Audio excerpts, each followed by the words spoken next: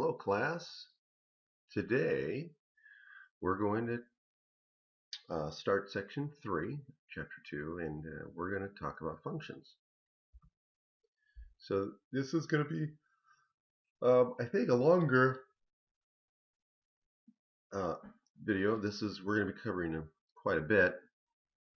So again, remember when you watch these videos, chunk them up, chop them up into smaller bite sizes, if you will. So again, watch 20 minutes and take a break, take a 10-minute break, or watch 30 minutes and take a 10-minute break. Don't even think about the video, or go take a walk. It'll help you retain the material than trying to watch the whole video in one sitting. If the video is only like a half an hour, then that's different. You'll watch a half an hour and then take a 10-minute break, and then watch another half an hour, and take notes while you're watching these. And just make sure you watch these videos before we cover the material in class. Okay. And one other thing too is if we're going to be covering a topic that goes over more than one class, let's say it covers 2 classes, then you could watch half the video before the first class, and then make sure you watch the rest of the video before the second class if you want to do that. So just a suggestion. Okay, so we're going to be covering relations and functions. We're going to talk about domain and range of a function, how to determine whether relations are functions, what is function notation, increasing, and then finding where is the function increasing, decreasing, and constant, and what are increasing functions, decreasing functions, and constant functions. Okay. So a relation. Let's start with a relation. So a relation is just a set of ordered pairs. Okay, it's something that shows a relationship between an x variable and a y variable. Okay, or just 2 variables. Okay, so again, the definition of a relation is just an ordered pair. Okay. Function. Now, a function is a type of relation in which, for each distinct value of the first component of the ordered pairs, there is exactly one value, so there is only one value of the second component. Okay, so a function is that for every value given, or given a value of the first component, there is exactly one, which means there is only one value of the second component. Now, to decide or to figure out whether a relation is a function, is we just basically see if we can find, in this case, an ordered pair. If we can find 2 ordered pairs, or 2 or more ordered pairs, where they have the same x value, right, where the first components are the same, but the second component are different. Okay, so immediately we can know that this is a function because we don't see any ordered pairs where the first component is the same. Okay, so this is a function because for each first component there's exactly one second component, right? So this is a function.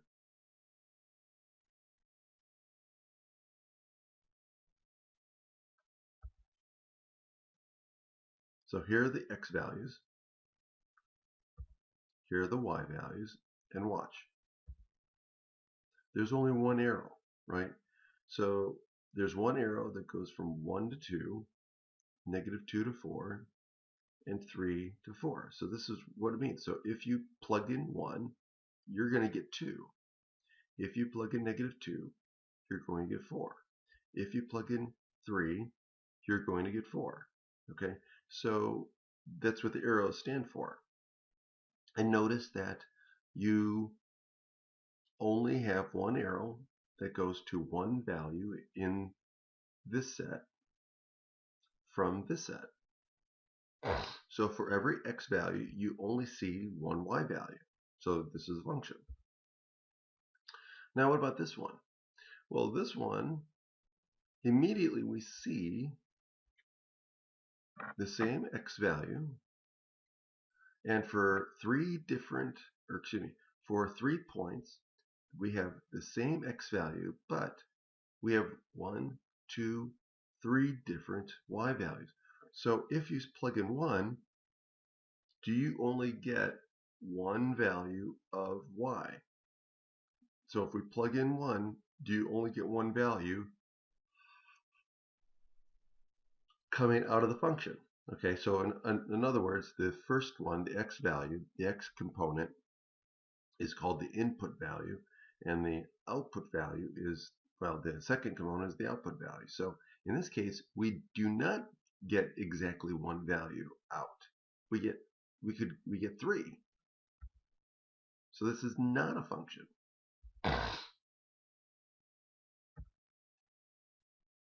Because notice that we have these numbers, right? And we have the y values. But for 1, we'll have 3 arrows, not 1. And so this is not a function. Now what about this one?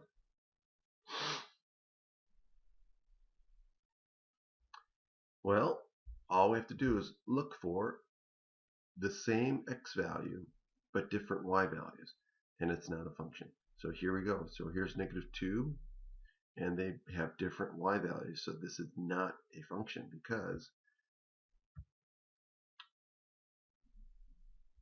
you've got 2 of the same x values, but different y values. Okay, it is a relation, right? But not a function.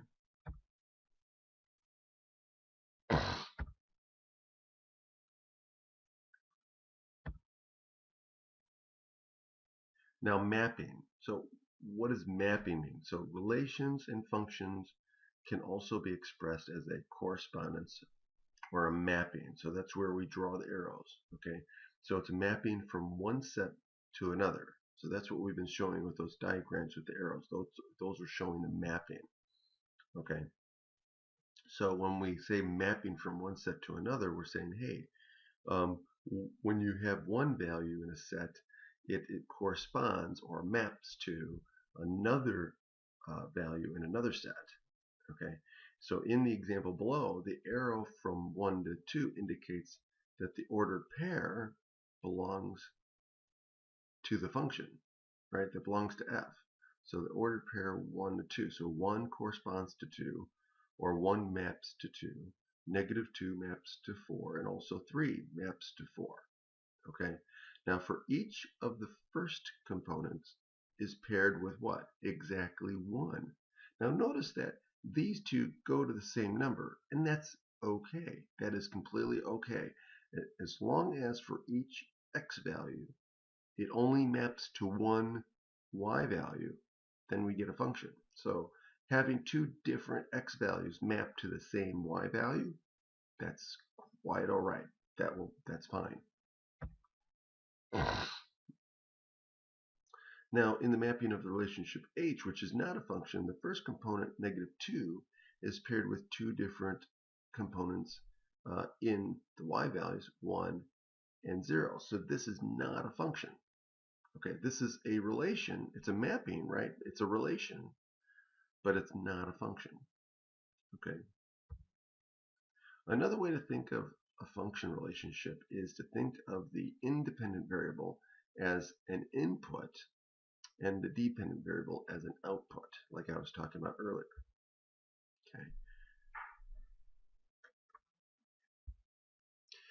Okay, so now we're going to talk about the domain and range. For every relation consisting of a set of ordered pairs, x, y, there are two important elements. Okay, so there's the set of values of the independent variable x. This is called the domain. So in other words, the domain is the set of all x values that can be put into the function. Okay, so that's the domain. The set of all values of the dependent variable y is the range. So the range are all of the values that come out of the function. Okay, so this is the set of all the input values. These are the set of the range is the set of all the output values. So if we want to give the domain and the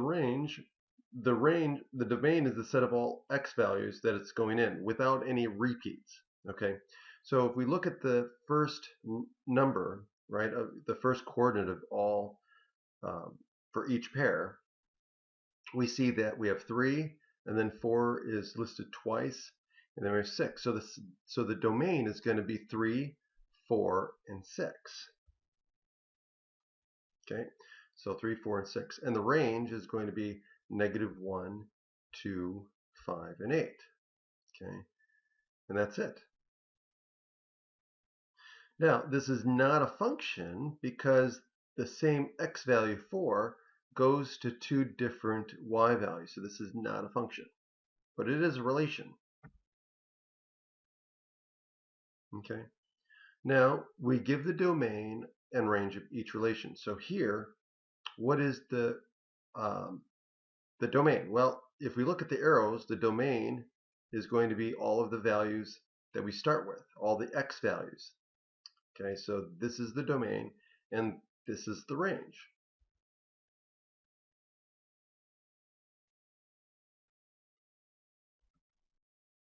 And now here, if we have a table of ordered pairs, so we could have something like this.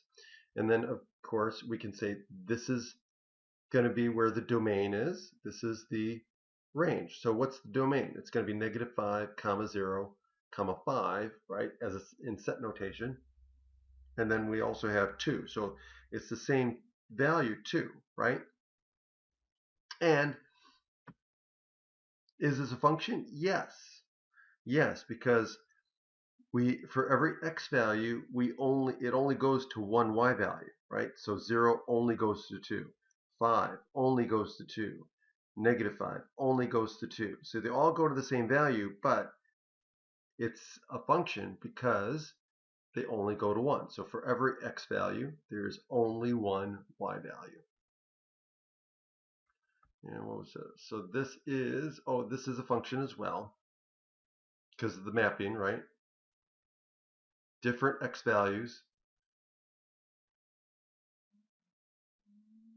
Okay? Each x value has only one y value. Now, if we look at this, so now we have the ordered pairs here, we do the same thing. So look at this. This is like a graphical display, right? So give the domain and range for each relation. So here we go. We've got these ordered pairs, right? So we list the x values as the range.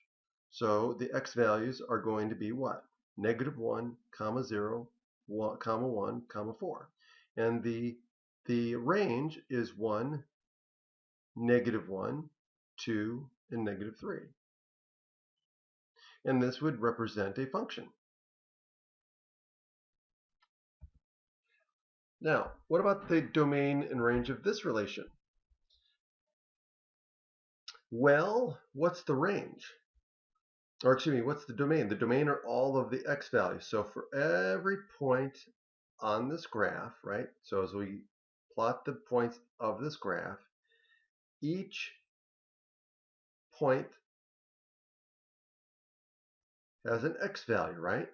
And where does the x value go? It goes from here to here, right? So anywhere along this line, anywhere along here, there is an x value because there's a point on the graph. So if we go out here, well, there's no x value because there's no point on the graph out here.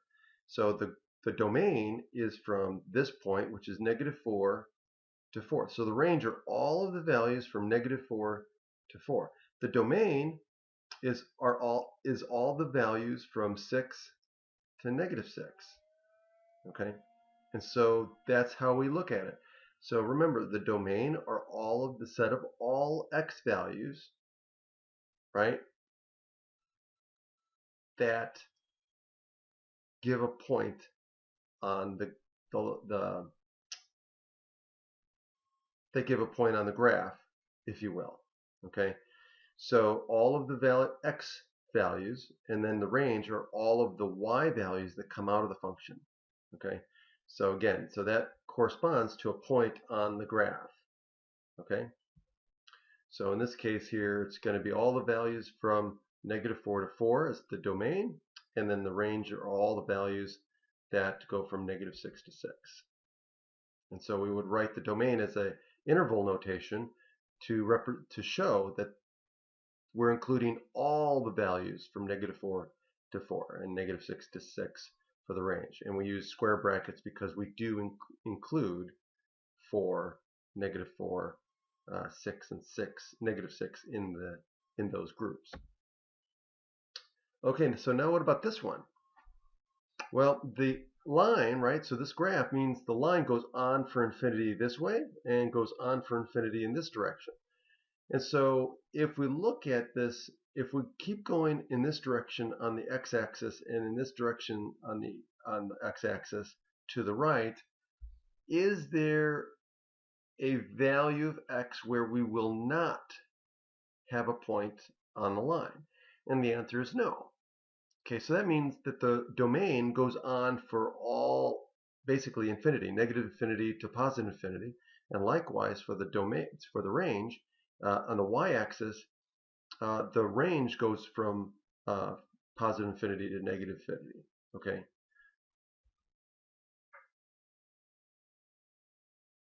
Okay. So the domain and range are all real numbers.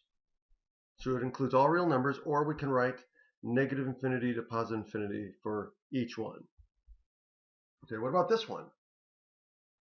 So the arrows mean they keep going up in like fashion. So this arrow, this graph goes this way, and this graph goes this way for infinity. So what's the domain? Well, again, we think to ourselves, is there an x value that is not on the graph? Or where is the domain? How, the group of x values that I can put on the function. So if this goes off to infinity this way, that means it's keeping going this way out here, and it's going to keep going out this way. So that means the range is going to go off to negative infinity, or not the range, I'm sorry. The domain is going to go off to negative infinity this direction and go off to positive infinity this direction. So the domain is going to be all real numbers. Now the range, remember what the range is. It's the set of all y values that come out of the function. Okay, it's the set of all y values that comes out of, that's part of the relation. Okay, that's mapped with an x value. Okay, so in this case here, if we look at the graph, well, what are the y values that are on the graph? Well, if we trace the graph, well, from here all the way to infinity, right?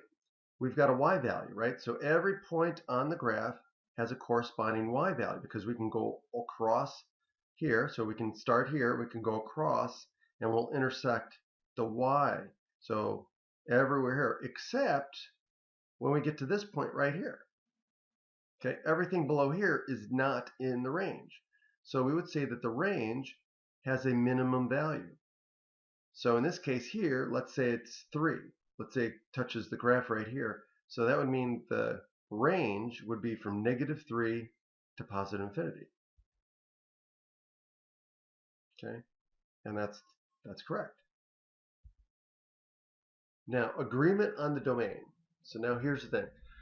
Unless specified otherwise, the domain of a relation is assumed to be all real numbers that produce real numbers when substituted for the independent variable. What is it saying?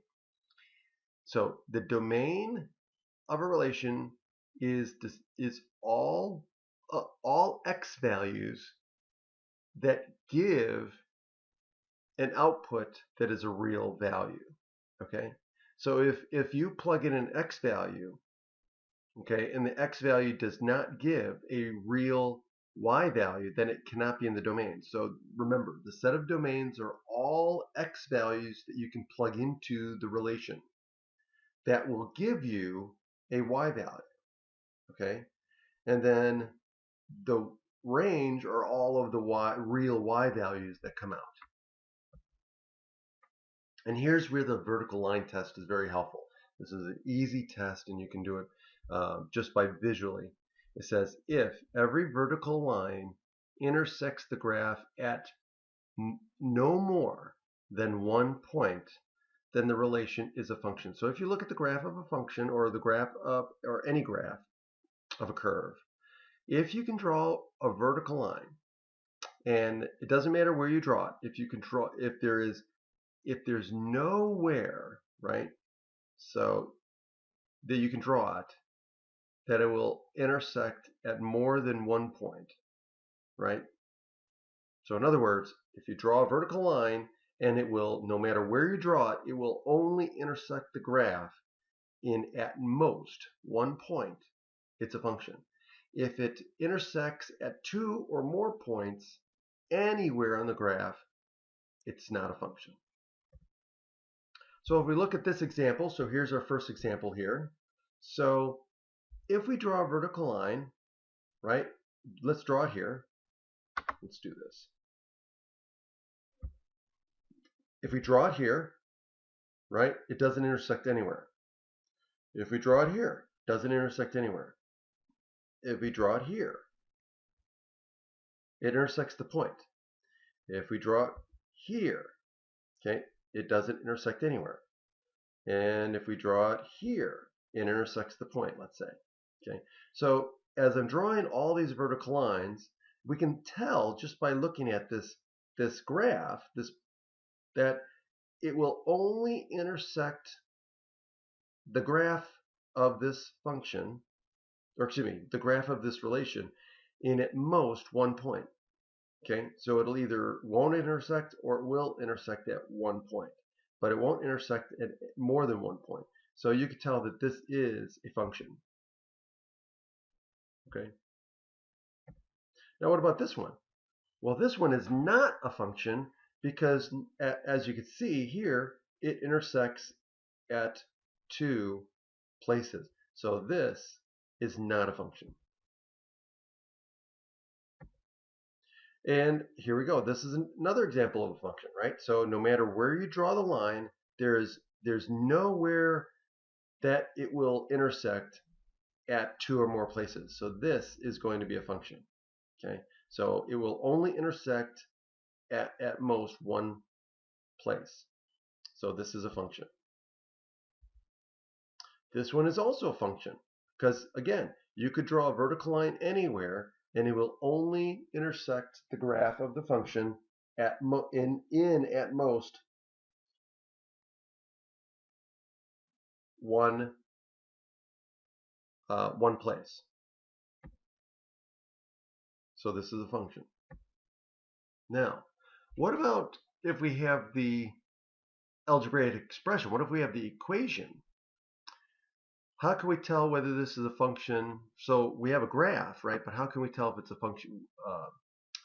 If this is a function or not? Well, let's look at it. So we look at the rule. Okay, so the rule is the equation. Okay, this is the rule, right? Y is always found by adding 4 to x. Thus, each value of x will correspond to just one value of y. So you can see that, hey, for every value of x, you're going to add 4 to it, and that's going to be your y value. So there's no way that you're going to get more than one value of y for each value of x. So this is going to be a function. So what is it saying? It's saying here. And in fact, this is a function, right? So thus each value corresponds to just one value of y, and the relation defines a function. Now, the variable x can represent any real number. There's no restrictions on this, right? There's no value of x that will not give me a value of y. So that means that the domain, right, the set of all x values that I can plug into this is all real numbers, right? So you could write it in this way, right? Or you could use the bold-faced R like I showed before. So the set, right, the curly braces represent a set. So the set of all x such that x is a real number, okay? Or you can write it in interval notation as such, okay? But you always gotta make sure you tell me what's the domain and what's the range. So if you just write this down without telling me, hey, this is the domain, then I'm gonna be confused and you're gonna lose points. So just make sure that you always label which is the domain and which is the range when you write down your interval notation or set notation, whatever. Now, since y is always going to be 4 more than x, that means that y is also going to be all real numbers. Because since I can put any value of x, then that means I can put in any value of x to get me a particular value of y. And in fact, for every value of y that I want, I can always find an x to give it to me. So y is always going to be, well, in this case, y is going to be all real numbers as well. Okay, now what about this one? Okay, so is this a function? Okay, so again, is there a value of x that I cannot get a value of y? And so here's the thing, you got to look at this function here, the square root function, and ask yourself, is there a restriction for square roots? Okay, is there anything that I cannot take the square root of? Okay, remember, we're talking real numbers. And the answer, of course, is we cannot take the square root of a negative number, right? Though that does not give us a real number. It gives us an imaginary number. So the radicand, which is the expression underneath the radical, the radicand cannot be negative. It can be 0 or positive, so it can be non-negative, but it cannot be negative. So all values of x that make this radicand negative are restricted. They are not part of the domain. So what we can do is we can set this equal to 0 and solve for x, and then we know that anything less than that is restricted. Okay?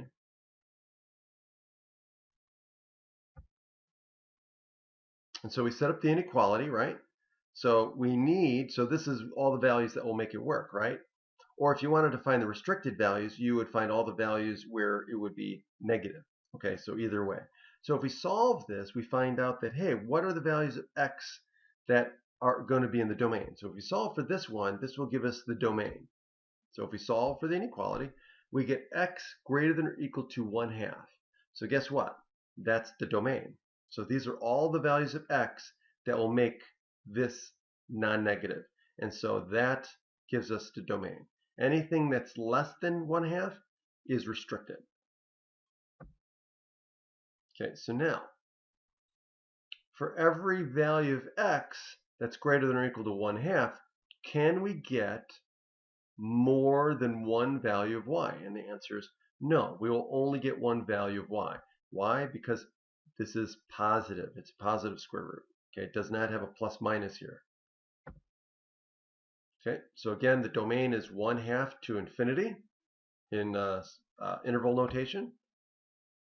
And because the radical must represent a non-negative number, as x takes values greater than or equal to 1/2, the range is going to be what? From 0 to infinity. So y is going to be the set of all values where y has to be greater than or equal to 0. And how do we know that? Well, that was by construction, because we know that this can only be non-negative. So that means the domain has to be 0 or greater. And so there we go. Okay, now what about this one? So first of all, what do we have here? Let's look at. So we got y squared equals x. Okay, so here we've got a square. Okay, and we've got x. Now x is what? X is going to be the domain. So what values of x can I put into here? I could put any value of x, right? There's no value of x that will not give me a value of y. Okay, now, if we look at the ordered pairs, 16, 4, and 16, negative 4, okay, so let's look at these two. If we plug in 16, what value of y do I need to put in to get 16? Well, 4. So if I plug in 4 here, right, I'm going to get 16. So again, 4 will give me 16, and also negative 4. So if I stick a negative 4 here, I'll get 16, which means for the x value 16, I get two different y values. So that means this cannot be a function, right? Because I just showed I can get two different y values for the same x value. Okay, so it doesn't define a function. But the domain, right? So as we were saying, the domain is going to be from 0 to infinity, because why? Well, solve this for y equals. Okay? Make this y equals to what? Y equals the square root of x, plus or minus the square root of x. And so you get x being radicand, and just like we saw, the radicand has to be non-negative. It can't be negative. So we have everything from 0 to infinity as the domain. And then, of course, any real number can be squared, right?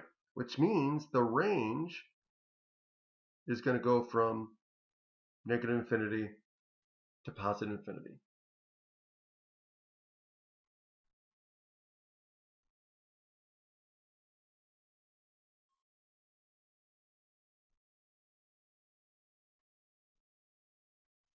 Okay.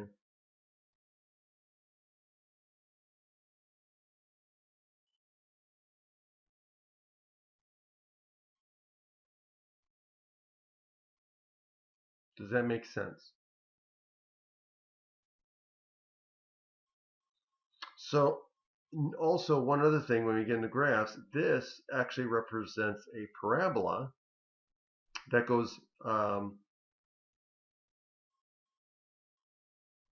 sideways. And we'll talk more about that later, but that's why we can see that this is going to be the domain and this is going to be the range. But if you solve this for y and make this y equals plus or minus the square root of x, you'll see that the range, if you graph it, you'll see that the domain is going to be this and the range is going to be that. Now, what about inequalities? Okay, so we're going to see if this is a relationship that's a function. Okay, so first of all, again, notice that we want all values of y that are less than or equal to x minus 1. Okay, so in this case here, we have x, right? So we can plug in any value of x here. And what we're going to do is every y value is going to be that x value minus 1. And so we can see that for every x value we stick in here, we're going to get a 1 and only 1 y value.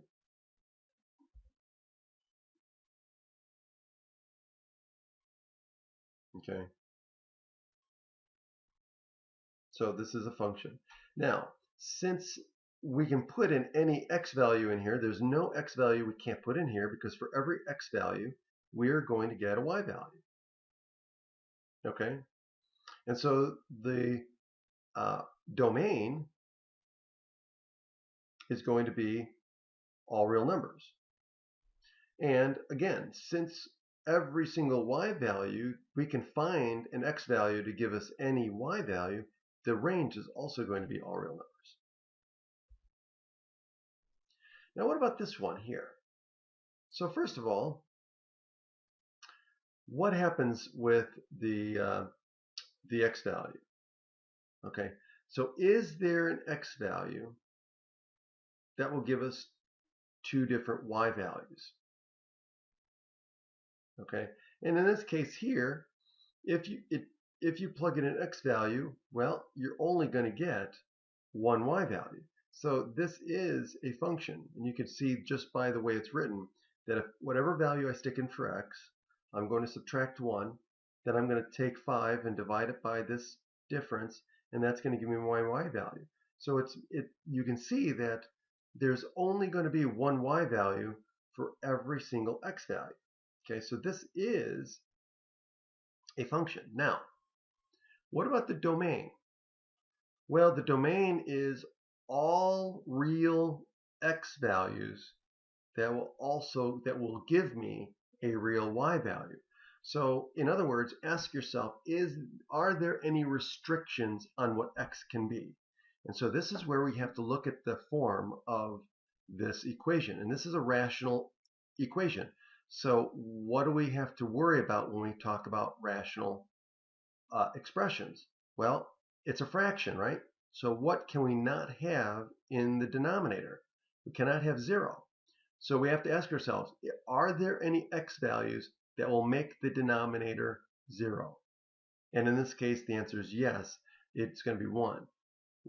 And so 1 is going to be a restricted value. So x cannot equal 1.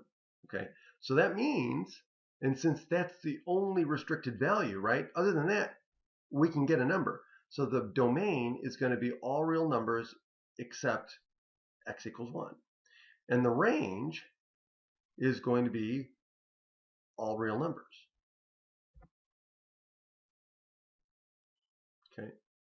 So this function does represent, this expression, this relation does represent a function. And so the domain, remember, includes all real numbers except those making the denominator 0. So in this case, x cannot equal 1. And so we can write it in interval notation saying, hey, we're gonna include this and this in the domain. So we use a union of two intervals, okay? Or you can use set notation and basically say the set of all x such that x is not equal to 1, okay? So this is the domain, okay? And, oh, that's, hold on a second.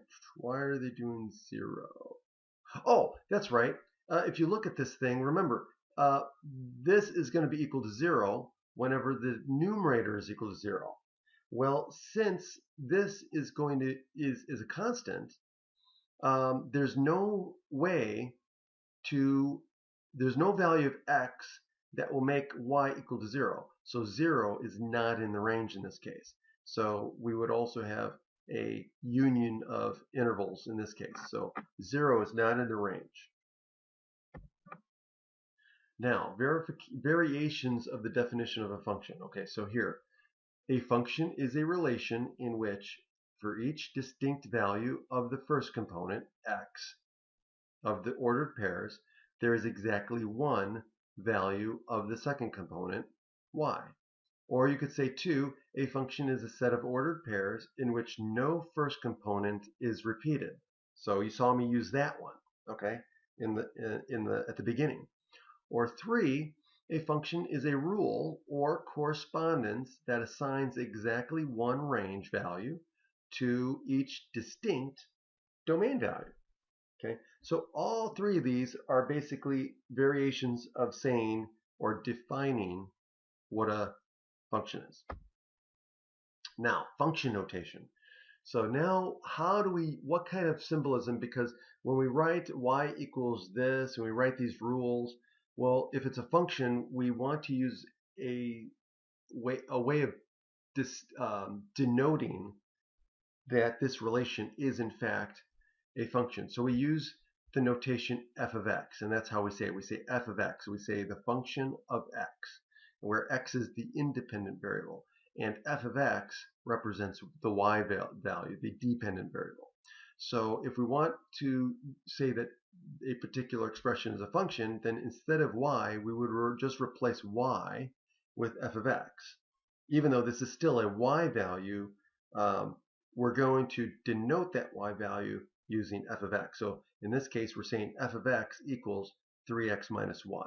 And so this is how we would write a function. Okay, so note f of x is just another name for the dependent variable, like I said. So in other words, I could say y equals 3x minus 5, or I could write f of x equals 3x minus 5. Okay, and then x equals 2, right? If I say x equals 2, then we can find y, which is actually f of 2, right?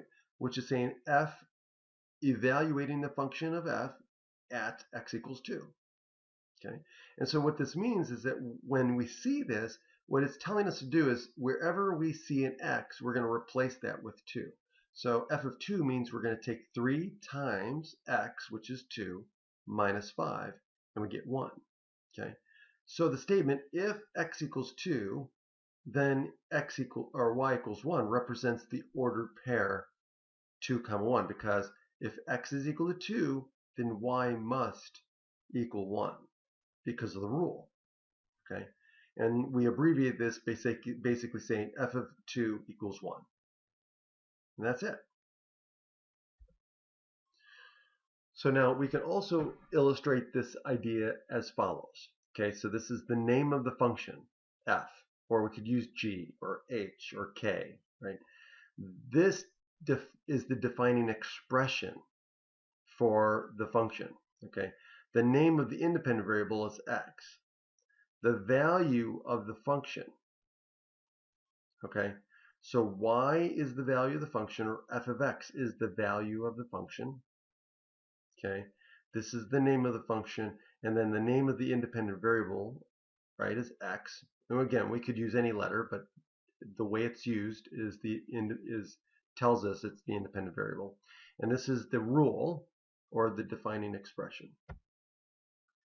Now, the symbol f of x does not indicate multiplication. Please make sure. Normally, when we're dealing with numbers or algebra, we say, a times b, and sometimes we'll put parentheses in there. In this case here, it is not representing multiplication. Okay, it's just telling us how a y value is associated with an x value.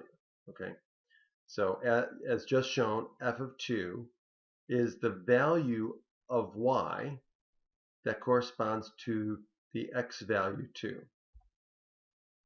So we're going to let f of x be the function represented by this rule. And we're going to let g of x be another function represented by this rule. We want to find each of the following and then simplifying in parts a and c only. So a, we have f of 2. So what's f of 2? Well, we're going to plug in 2 wherever we see an x. Okay, so we know that f of x equals this, right? So wherever we stick in here, whatever we plug in here, we also have to plug in here and here. And so if we plug in 2, we're going to do, well, negative of 2 squared. Okay, so now be careful. This is the quantity 2 squared, and then we're taking the negative of it. So this is 5 times 2 minus 3.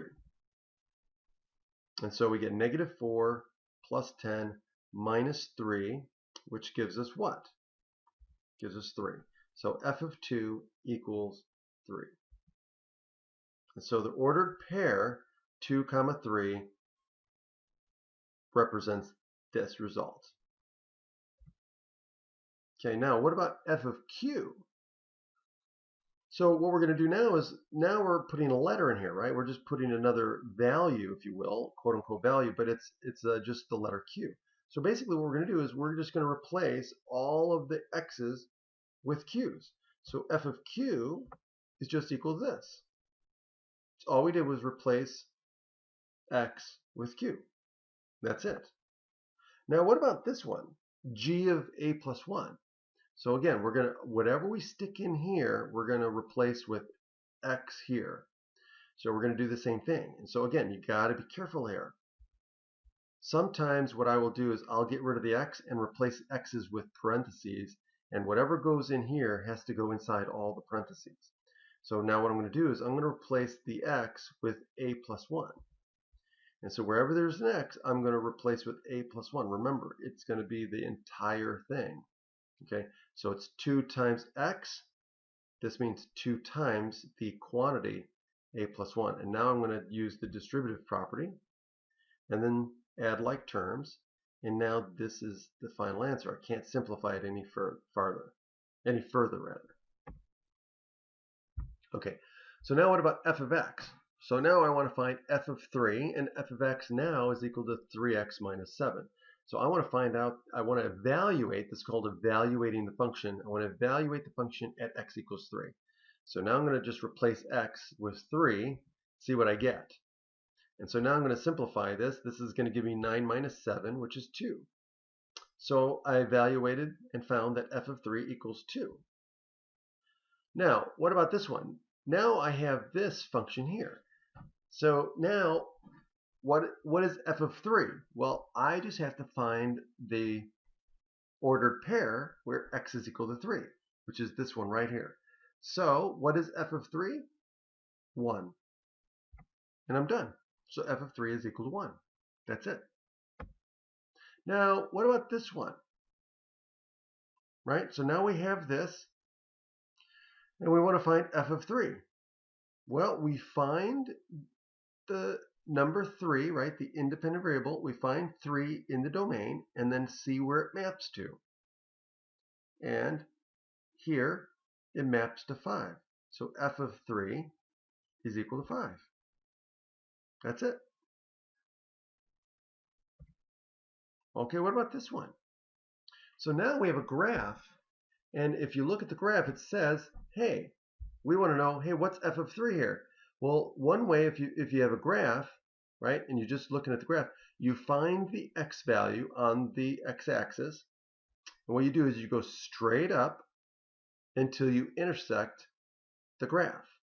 And then from there, at that point, you go straight across horizontally until you intersect the y-axis. And the corresponding y-axis is going to be your f of x. So f of 3 in this case is what? 4. And that's the answer. Now, what about finding an expression for f of x? So if we consider an equation involving x and y, assume that y can be expressed as a function of x. Find an expression for f of x. We're going to use the following steps. So what we do is we have an expression that involves x and y. The first step is solve the equation for y. So we isolate y on one side of the equation and everything else on the other side. And then all we do is replace y with f of x. That's it. So now assume y is a function of x. Rewrite each equation using function notation. And then we're going to find f of negative 2 and f of p. So in this case here, y is already isolated. So all we're going to do is replace y with f of x. And then we're going to find f of negative 2 and f of p. There we go. So we're done with the first part. Now, what is f of negative 2? We're going to replace this with negative 2, and we're going to replace x with negative 2. Notice that this is x squared, which means whatever we stick in here means that the entire thing is squared. So don't forget, it's going to be the quantity negative 2 squared. Okay. And so make sure you use parentheses so you realize that this entire thing is being squared. So this means that it's going to be negative 2 times negative 2, okay, which is going to be 4 and then plus 1. And you get 5, okay. And then f of p, well, guess what? All we're going to do is replace x with p, and we're done.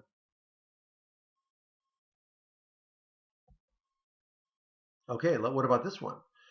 Well, now what we're going to do is we're going to isolate. We have to isolate y first, right? So we have to isolate y on one side. So now what we're going to do is we're going to use our properties to isolate y on one side of the equal sign. So the first thing I'm going to do is subtract, because here we have a positive x, and we're going to subtract x from both sides. So we're going to get rid of the x by first subtracting x from both sides. And so now we get minus 4y, or negative 4y, equals negative x plus 5. And now what we're going to do is we're going to divide everything by negative 4. Right? So we get this. Right? And so the negative 4, if we factor out the negative here, if we factor out a negative, we get the negative of the quantity x minus 5. So that's where the x minus 5 comes in. And then the negative cancels with this negative. So that's why we get this. Okay? And so we get x minus 5 divided by 4. And now all we have to do is just replace y with f of x. Okay? And again, if you want to simplify this and split this up into two fractions, we get x over 4, or 1/4 times x. And then we get negative 5/4. And so we get 1/4 x minus 5/4, because we're using the property of taking any fraction that has a sum or difference in the denominator, and we can split it up into two fractions, okay, with a common denominator. Okay. Okay, now we're going to find f of negative 2 and f of a. Okay, so now all we're going to do is plug in negative 2, and again, just remember, be careful with the negative 2. So this is going to be negative 2 times this, which is going to give us what? Negative 1/2. Okay, minus 5/4. Okay, or in other words, we get negative 2/4 because we want to keep it as a common denominator. And then we have negative 2 minus negative 5 over 4, right? And so we get negative 7/4. And then with p, we just replace x with p. And then in this case, we can't simplify any further. Now, increasing, decreasing, and constant functions. Okay, so now here are the definitions. Okay, so f, and we're talking about some interval, open interval I. So on any open interval. Now, the open interval could be from negative infinity to positive infinity, but it could be for any open interval that we're looking at. Okay, and let's say that x1 and x2 are values within the interval I. Now, the definition of f of an increasing function, f increases on the open interval I if whenever x1 is less than x2, f of x1 is less than f of x2, which means that for, hey, if we choose a x value of x1 and x2, where x1 is less than x2, then the y values corresponding to each of those x values will have the y value of x1, f of x1, will be also less than the y value. So the function, the graph of the function, is going up from left to right. F is decreasing if whenever x1 is less than x2, then we get f of x1 is greater than f of x2, which means it's going downward as we go from left to right on the interval. Okay, and then f is constant on the interval if for every x1 and x2, right, x1 equals, or excuse me, f1 equals, let me write that again, let me say that again, f of x1 is equal to f of x2. Okay, so then it's a constant function, which means if you think about it, it's a horizontal line, right? Because no matter what value of x you choose, you're going to continue to get the same value of y. Okay, so that's a constant function. So now what we want to do is we want to determine the largest open intervals of the domain for which the function is increasing, decreasing, and constant. So if we look at the graph here, it's easy to point out, well, where is this graph decreasing? Well, again, if we think from left to right, like we're reading a book, from left to right, where is the function going down? In this case, it's going from negative infinity to negative 2. So from negative infinity to negative 2 in the x direction, the graph is going downward. Okay? So we would say the function is increasing from negative infinity to negative 2. Or we would write interval notation of negative infinity to positive 2. Okay? Like so. And then likewise, when is it increasing? Well, if we keep going, now the graph is starting to go up as we move left to right. So it's increasing from negative 2 to 1. Okay. And again, we use parentheses here because we don't know what's going on at 2. It's neither increasing nor decreasing at negative 2. So we don't include negative 2 as far as talking about increasing, decreasing. And likewise, we don't include 1 because here, is it constant or is it increasing? It's ambiguous, so we don't include it. Okay. But what's going on after x equals 1? Well, from x equals 1 to positive infinity, it's constant, right? It's always going to be what? 8. So it's constant from 1 to positive infinity. Okay. So therefore, the function is decreasing on the interval from negative infinity to negative 2, and then increasing on negative 2 to 1, and then constant from 1 to positive infinity. And remember, these are all the x values, right? So we're talking about a range of x values where the function is either decreasing, increasing, or constant. Okay, so now by this graph, the relationship between the numbers of gallons, G of t, right? So the relationship of number of gallons, G of t, of water in a small swimming pool, and the time in hours, t. Okay, so t is the independent variable, time. It says by looking at this graph of the function, we can answer questions about the water level in the pool at various times. For example, at time 0, the pool is empty, right? So at t equals 0, the pool has no water, it's empty.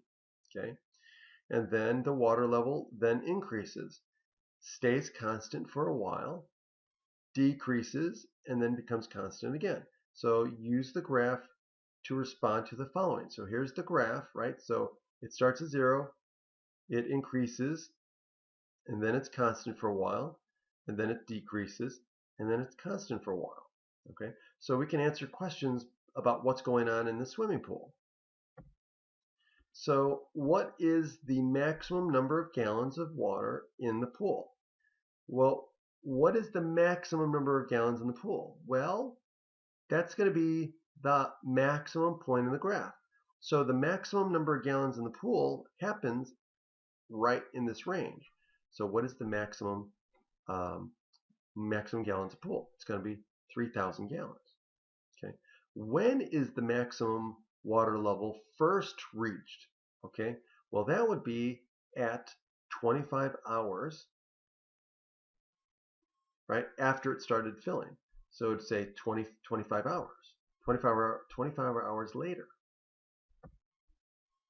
Okay. So at t equals 25 hours. For how long is the water level increasing? Okay, well, the water is increasing for 25 hours, and then it's constant. Well, it's constant from 25 to 50, so that's another 25 hours, and then it's constant again from 75 to 100, so that's another 25 hours. So for a total of 50 hours, it's constant, and then it's decreasing for 25 hours. Okay, and those are the answers, and I got all that just by looking at the graph. And then see how many gallons of water are in the pool after 90 hours. Okay, so after 90 hours, which is right around in this area, so after 90 hours, how many gallons are in the pool? Well, you're in this range right here, so that means the answer is going to be 2,000 gallons.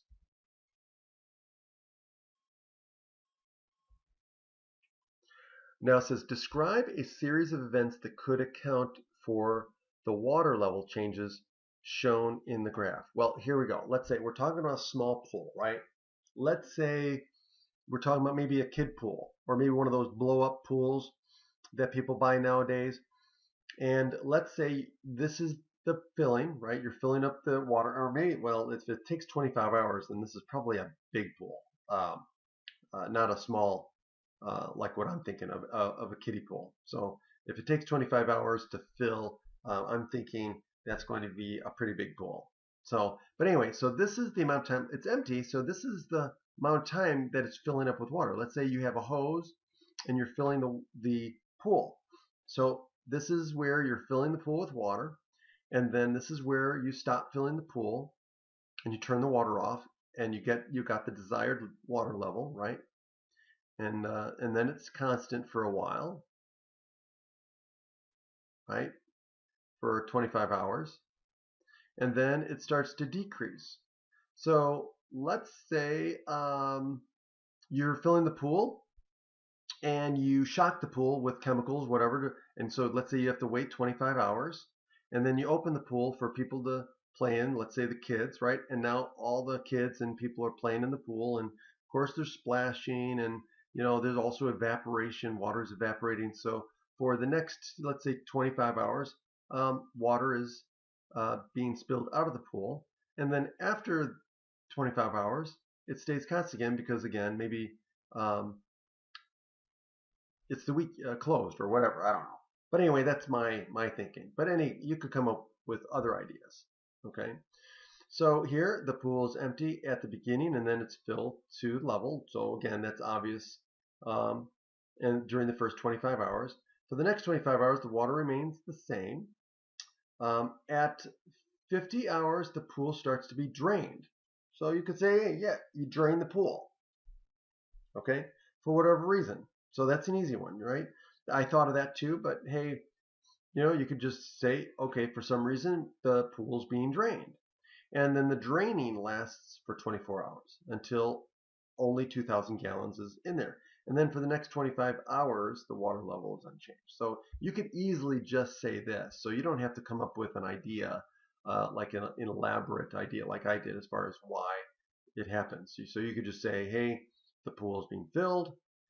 Then the water is constant for this number of hours, and then the pool is being drained for the next 25 hours, and until it reaches 2,000, and then it stays constant after that.